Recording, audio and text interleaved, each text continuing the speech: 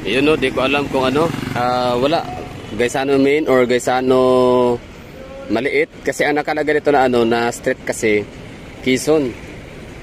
Quezon Avenue. Tapos wala nakalagay ko anong kalye siya. Basta Quezon.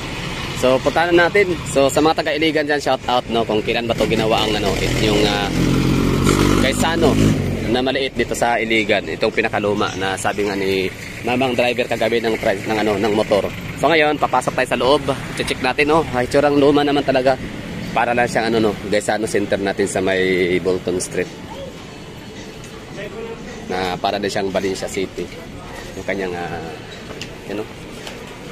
Yan. So ang pangalan pala niya ay Gaisano Main.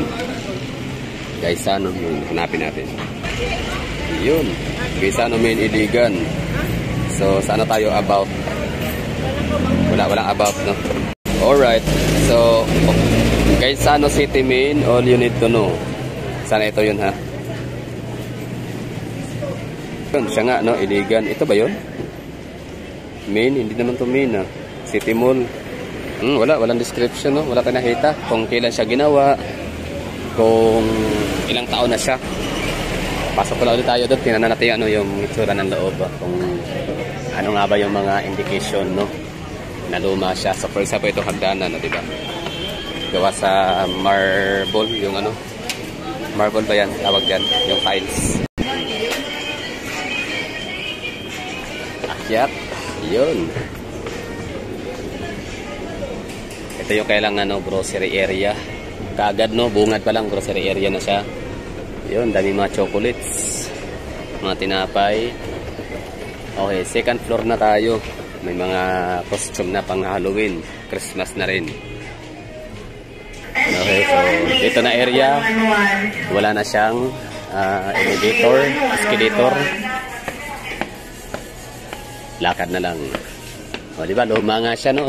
So tama yung sabi ko kanina sa simula na para siyang ano, Gaisano Valencia City.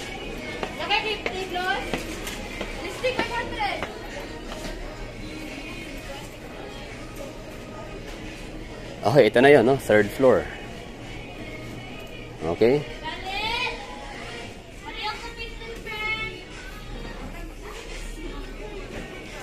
Okay, balik na tayo. Baba. Okay naman kahit paano aircon, di ba? Kahit maliit lang siya, at least air condition. Pwede ka nang pumasok dito. Kunyari lang, no? Titingin-tingin para makapagpalamig. Pero in fairness, hindi mainit ang Iligan.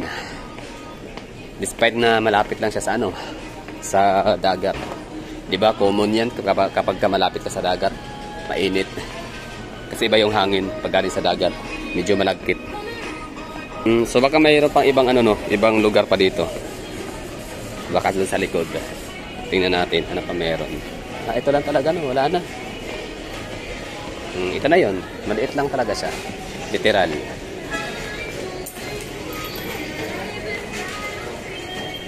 Food court.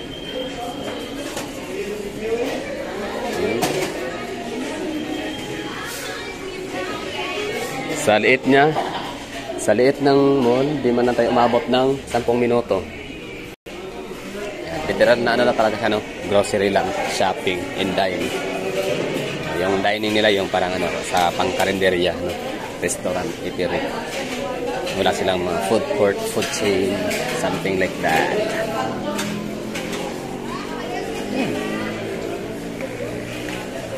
At least, no? Useful pa rin siya sa mga taong gustong mamili. Para punta tayo dito sa mga ano nila. Paninda.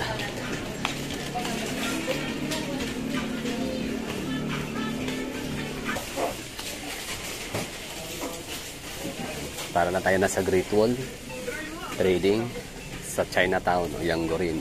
Monteverde. Okay lang, no?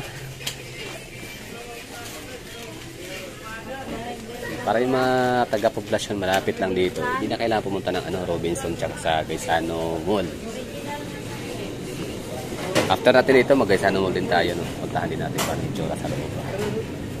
Para itsura ng Gaisano Mall nila, kung kamukha ba nila sa Gaisano Mall ng Davao, Gaisano Mall ng Jensan, or ng Tagum.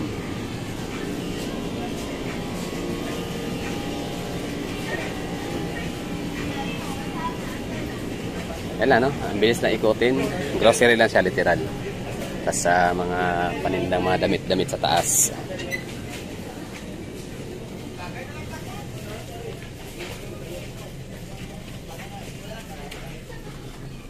Diba? Ang palatandaan natin sa mga lumang gusali ng mga mall ay yung ano, yung roofing. Mabababa lang. Diba? Pansin nyo, yung roofing, diba? Mabababa lang.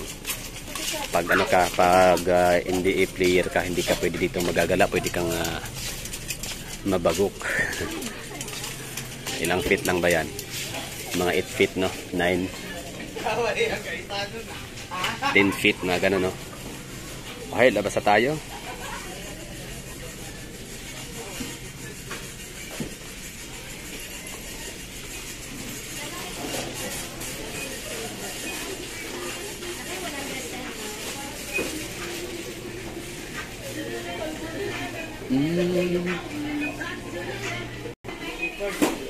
At least kompleto, no? Yan, may free pang dalawa. Busy. Yung kulay ng kailangan uniform dito parang ano, no, mga taga-dipid, yung mga lalaki. Yun lang, no? Bilis natin natapos mag-ikot. Hindi tayo umabot ng 10 minuto sa loob lang. Yun, lufa. Ito yung ginamit ng ano ng kapitbahay namin dati, no? Kaya siya ang puti-puti. O baka dahil maputi talaga siya. Yun na. We're done. May mga taxi din dito. Yung mga taxi naman yan, siyempre ano yan, galing sa CDO din siguro, no? Ay, hindi na pala, parang, di ba bawal magpunta sa ibang ano, rehiyon? Ay, flame.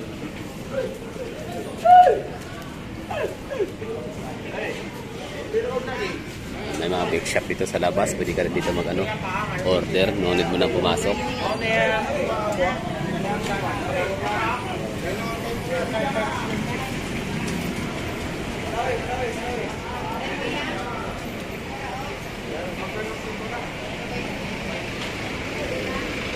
So, next natin puntahan ngayon ay ang Galye, kung saan pwede tayong ikot-ikot lang, no, sakay sa jeep. Yung city tour. Kaso nga lang baka traffic, no, mauubos yung oras natin. Pero ganun talaga, no. Hindi tayong gumising eh. Yung mangga, sarap itong mangga. Masan siya nga mangga kya? Masan nga mangga? Masan nga mangga? Mangga rosyo? Wala slum?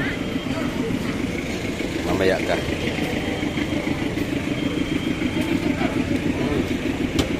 Kaso walang challenge, so pag walang asin, dapat may asin talaga dapat.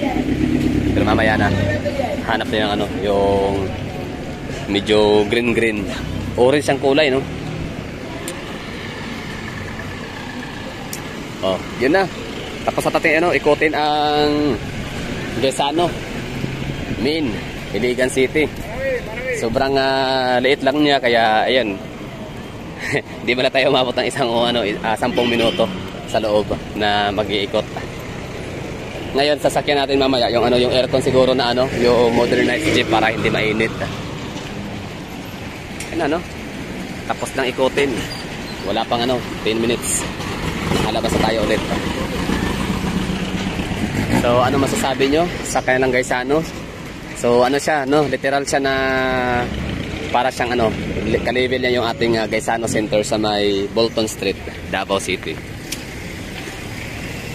Paano yan, no? Off ko na ang ating camera at aabang na tayo ng ano, jeep. May mga taxi ha, oh. Meron dito. So ano to, Iligan base ng mga taxi. Kaso hindi air conditioned, do. Toyota Avanza. Okay na yan, kisa wala, no? At least meron silang taxi dito. Gaisano Club, Iligan. Prepare talaga tayo ng barya-barya natin. Lagi, no? Para meron tayo pambigay. Yan na kain ko sa Mazda. Adala, oh. Iyon, kay... Agad. So, yun lang, no? Wala, ayaw tanggapin ng ano. Bata yung binigating pera, ba yan? Meron pa yan mamaya lalapit. Dapat meron talaga tayong barya, no? Pang-prepare. So marami din palang batyaw dito. Sa bagay, malapit sa Zamboanga, no? Sa ano, Hulos-Hulos, so given na yan. May ano nga, may mga batyaw nga sa Maynila at saka sa Davao, no? So dito pa kaya na mas malapit lang. So yun lang, thank you for watching. Gaisano Main, Iligan City.